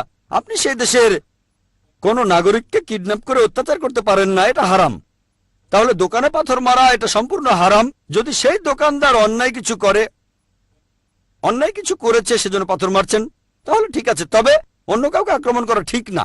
এখানে যেটা করতে পারেন, আমি আগেও বলেছি, যদি সেই দেশ দায়ী হয়, প্রধানমন্ত্রী এটাকে সমর্থন করে, তার মানে প্রধানমন্ত্রীও জড়িত।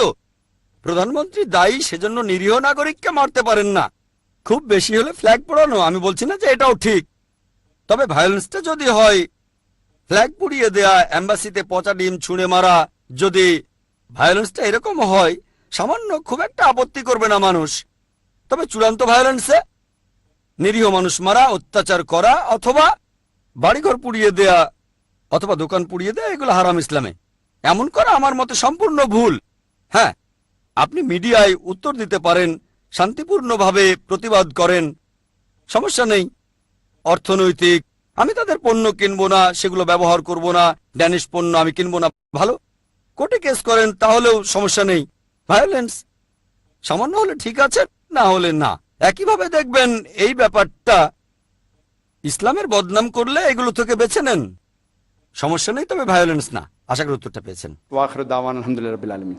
يا رب إنك أنت السلام منك السلام إليك السلام فيا رب إنك أنت السلام منك السلام إليك السلام لأمرك يرجع أمر الأنام بين يديك قلوب الأنام لأمرك يرجع أمر الأنام بين يديك قلوب الأنام